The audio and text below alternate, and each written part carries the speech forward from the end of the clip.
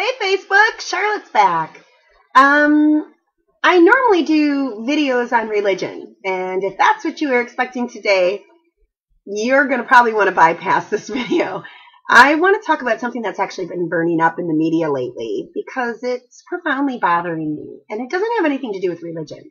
It actually has to do with gender issues and issues of so-called progressivism.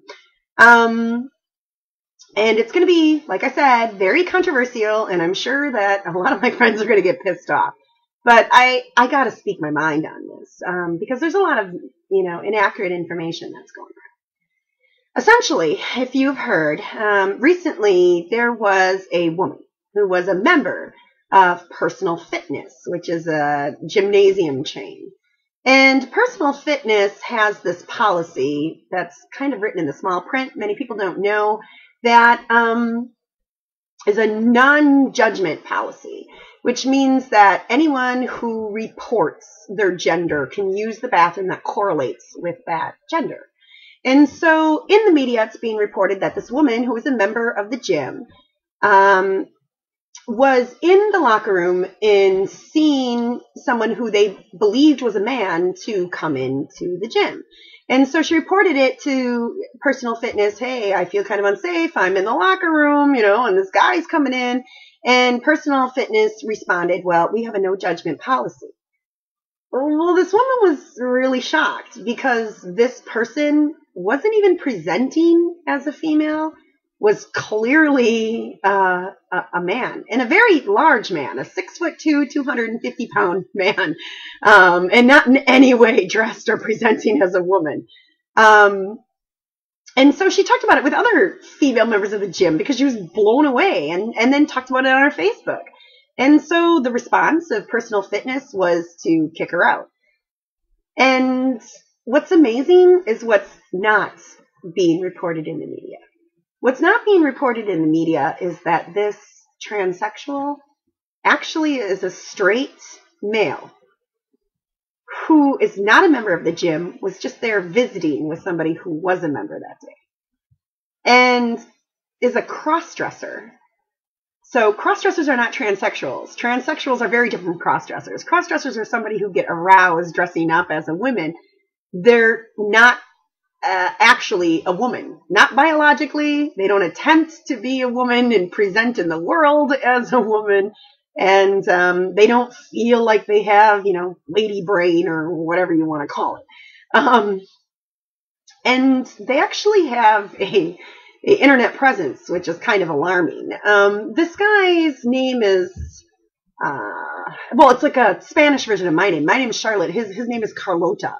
Or Carlotta, however you want to pronounce it. Carlotta, Sklodowska. Let me look it up real quick. Sklodowska. Good thing I left it on my PC. So that's, and he's got a Facebook, and he's got, I think it's like Twitter or fucking Image Shack or Imagegram, whatever. I'm not too caught up on what's going on. I just have this account and that's it. But he's got this, and I was reading snapshots of the things that this guy has said, and he essentially gets off on being sissified by female dominance, right? I mean, whatever your kink is, I don't give a shit, okay? But he's also a fucking creeper, and he's not a creeper necessarily for having this kink, because you can do your kink in your own bedroom, and it's not anybody's business. But the way that he actually uses his accounts to approach women, how he talks to women completely unsolicited, is sexist and bullshit, If a guy likes me, there's two ways he can go about it. He can contact me and be like, Char, I got this and this and this in common with you, and I'd like to know more.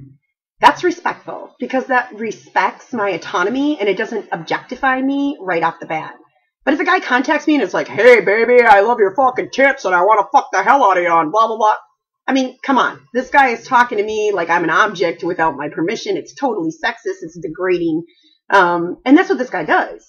I was reading through his post history and it was like, oh, baby, I love your really fit thighs. You should strangle the shit out of me and choke me with your thighs. You should sissify me and make me dress up and let all your friends rape me and I'll service them and I want to be your toilet. And who contacts people on the internet that they don't freaking know and does this kind of thing? You have no class at all? So if you don't even know how to conduct yourself on the internet, why should it be believed that you're going to know how to conduct yourself in a locker room? But that's not being talked about in the media. In fact, it's the opposite.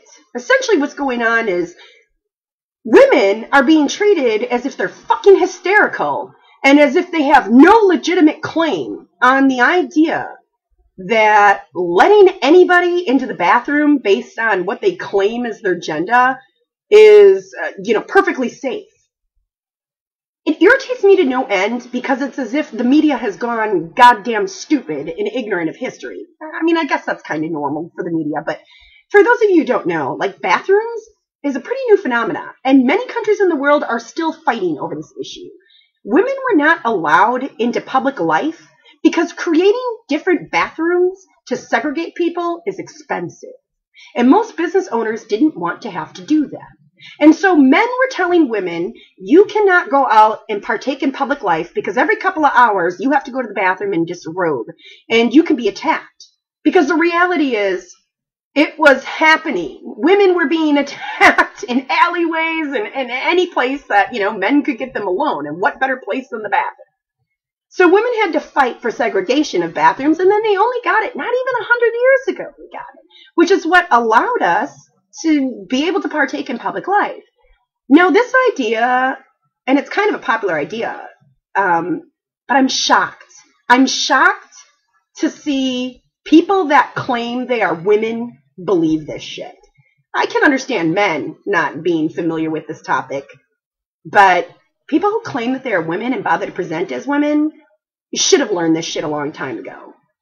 1 of the 4 women in America, where rape is considered illegal and sexual harassment is considered illegal, 1 out of 4 women are sexually assaulted before they reach the age of 18. 1 out of 5 college co-eds are raped. Like all-out, violent, drugging rape.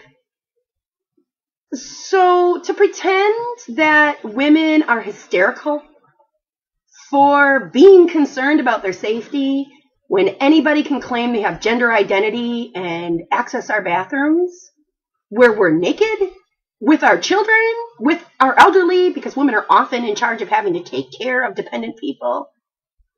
To call us hysterical, that feels like some men's right activist shit right there. That doesn't feel like I'm having a discussion with a fellow woman.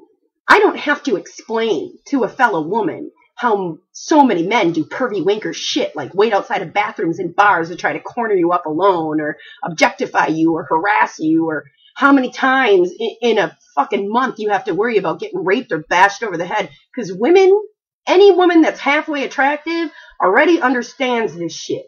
Right? So, and maybe trans people aren't going to get that because they haven't presented their whole lives as women. So they didn't know what it was like to live a life of objectification and having to be fearful. And that's the other part of this issue that I want to discuss. This is actually becoming quite a discussion in feminism right now. It's actually spawning something that's known as gender critical theory. It was birthed out of the rad fem movement, but it's moving into my wing, which is Marxist feminist movement, because the reaction, the insane, irrational, violent vitriol that women are receiving because they have a legitimate concern over safety is fucking freaky. And it's really starting to raise the question, what makes a woman? Right? I mean, if you claim you're a woman and you don't believe that women have to worry about their safety, and you don't believe that objectification is a reality, and you get excited at people hitting on you, and you love the trappings of femininity that most feminists complain about, how are you really a woman? And when you make the claim that trans people are indeed women, that causes some issues for me. Now, I believe that trans people can indeed present in the world as women and have shared experiences with women, especially if they transition when they're young and got a lot of the socialization. But there's still some major components that are missing. Traditionally, a woman is essentially an adult female, right? You have to be a girl before you can be a woman. So when you lived your life as a man, all the social perks and biological perks that went along with being a man, and then suddenly you transition and claim that you're a woman, a real woman.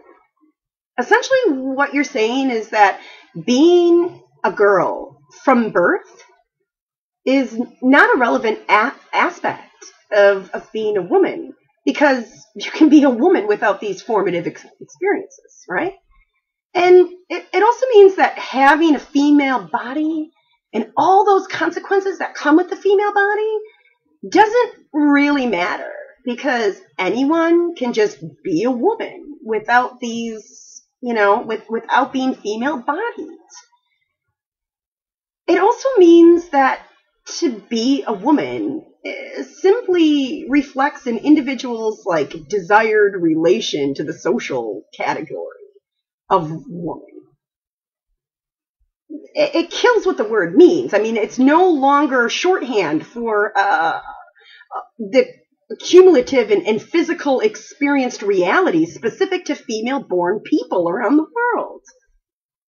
It means that being a woman is not the act of being assigned a female at birth and all of the limitations that go along with that.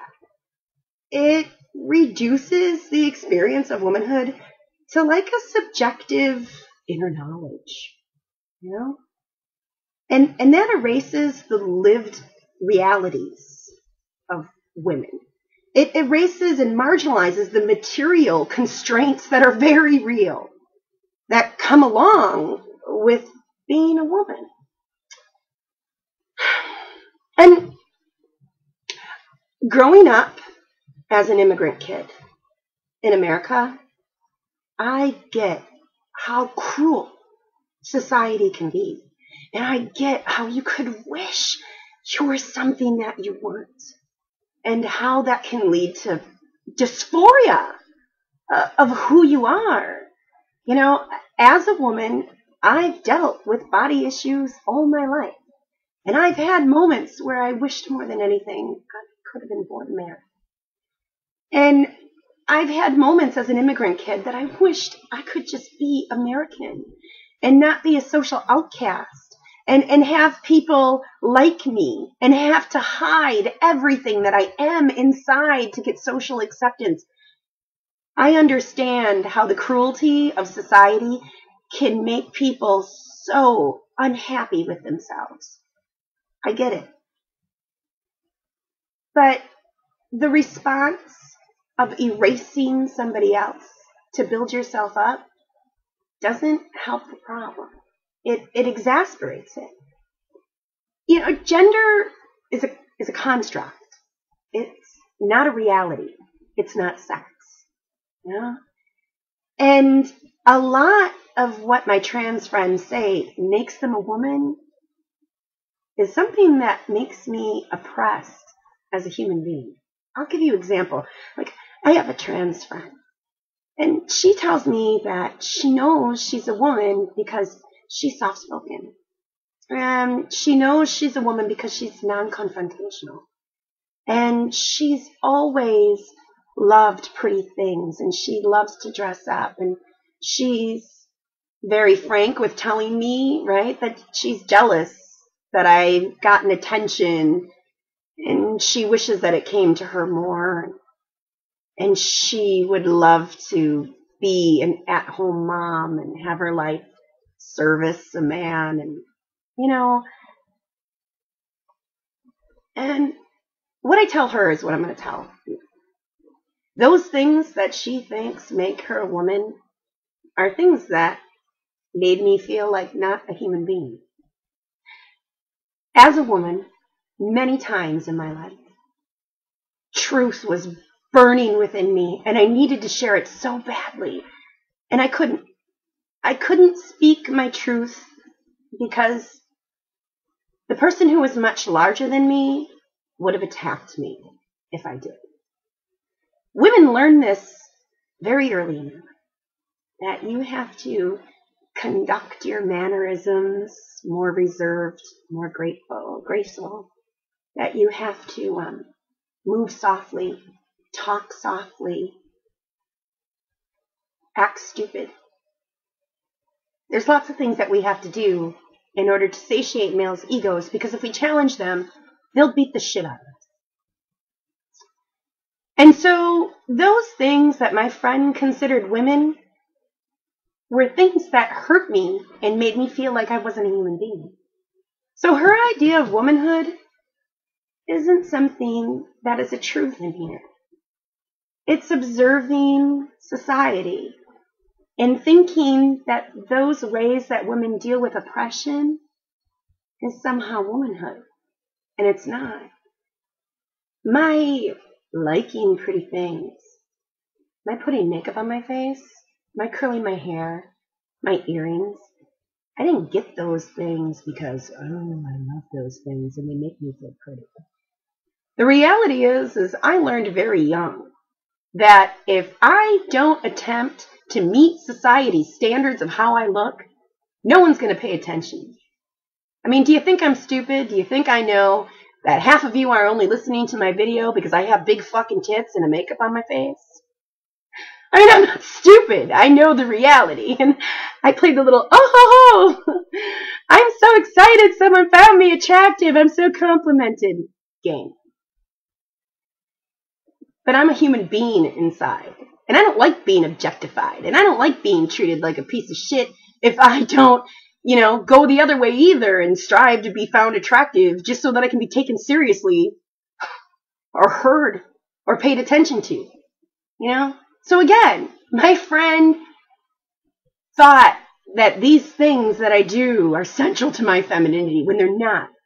They're central to me being born a female and having to adapt to society's gender roles in order to be able to function.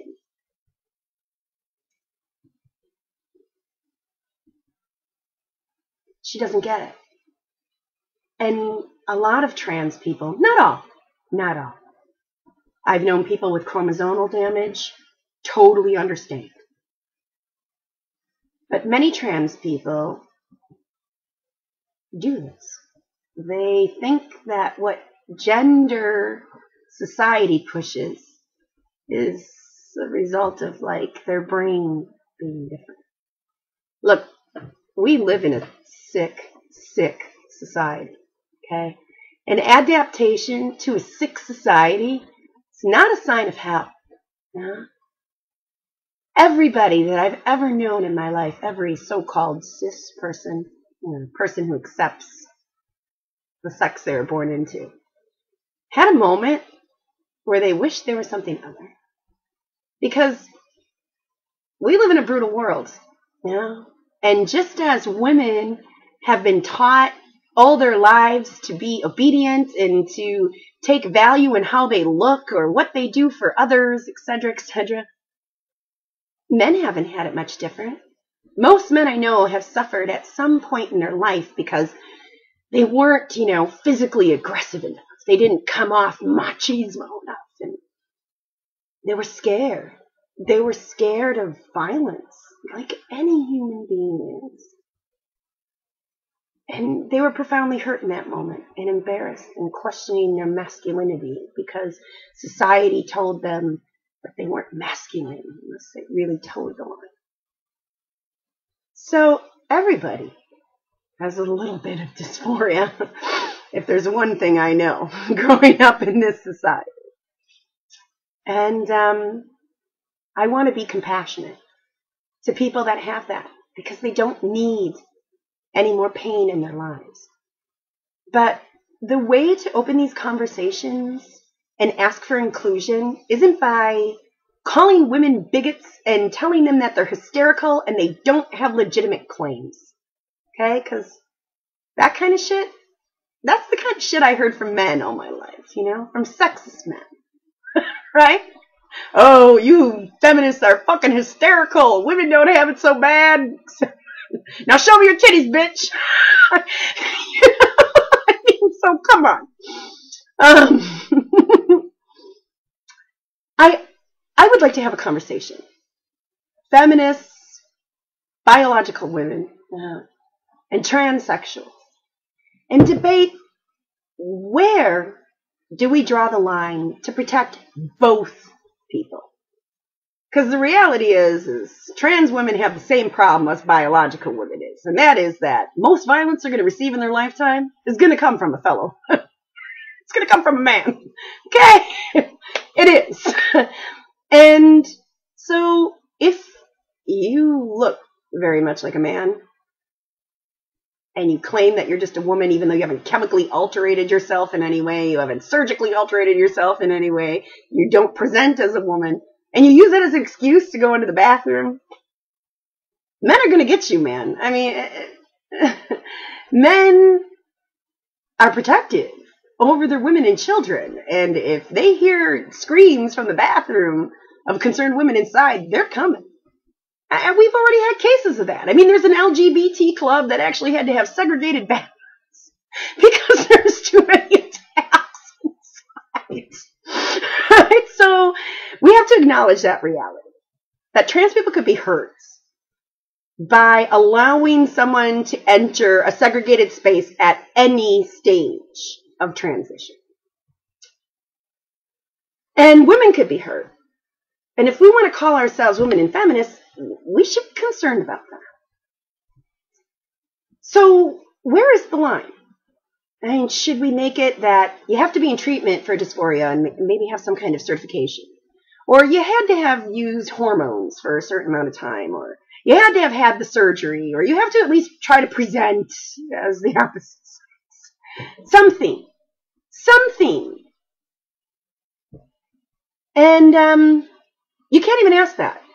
The majority of the trans community has gone so fucking insane that to even ask that question is considered some big, transphobic, turf, fucking bigoted attack. And that's not bigotry. Being concerned for a historically oppressed group's safety, being concerned for elderly women and children is not bigotry. Okay? And for you to insist that it is shows me that you give a shit more about your personal validation than you do about other human beings, so you ain't right. Anyway, I'd like to have that conversation, and I hope someday it can happen.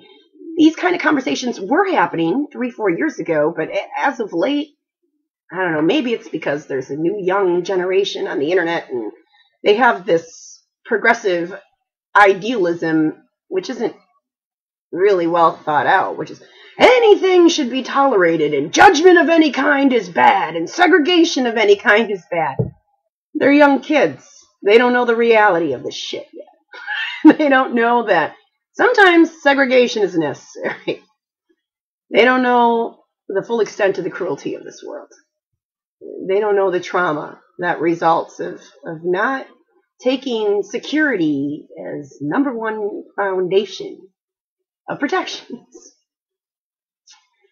So I'm hoping that that conversation can be had, because I'd really like to have it. I hope that some of you people don't get too mad at the length of this video. I know I really ranted, and I hope that you don't think, oh, Charlotte's a big fucking turf now, because I'm a Marxist feminist. I'm not even a radical feminist anyways, But I'm a woman, and I'm a mother, and I have an elderly mother in my life, and I have a daughter in my life, and I'm concerned for their safety.